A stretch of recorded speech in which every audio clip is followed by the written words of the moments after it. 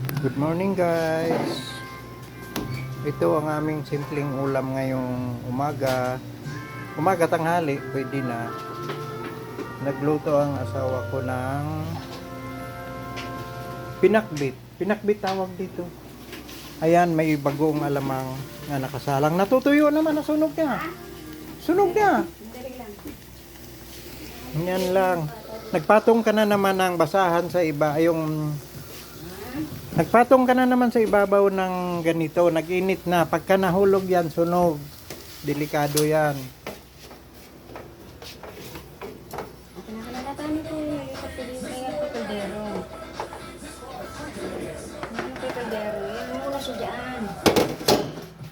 Yan, ito guys, naglaga naman ako ng kamuting kahoy. Dala ko to galing sa farm.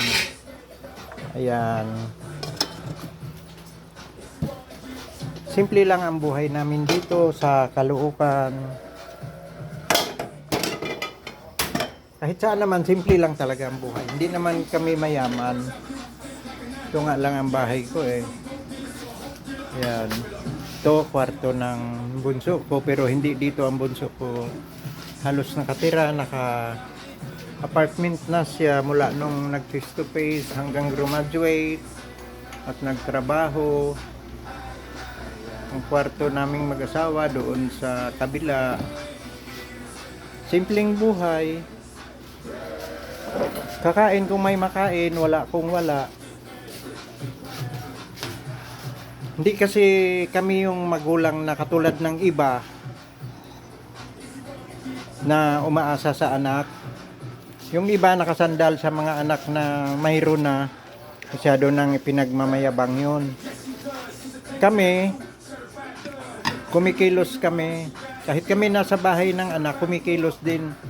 Siyempre nakakaya. Ang mga anak naman din naman nagpabaya din yan, nagbibigay din naman ng kahit paano. Pero hindi ibig sabihin inaapi ang magulang. Pag kumilos ka sa bahay ng mga anak mo, hindi ibig sabihin kinakatulong ka, kinakawawa ka. Natural lang yun, anak mo yan eh. Mayabang lang yung ibang nagsasalita ng ganun. Marami dyan. At mayroon talaga, tinitira pa kami. Okay lang yun. Mayaman na sila eh. May anak na sinasandalan. Yan. Okay. Nagsalita lang ako ng ganun kasi medyo may laman ng konti ang dibdib. May hindi iba kasi na ganun eh. Hindi iba sa amin. Okay. Thank you.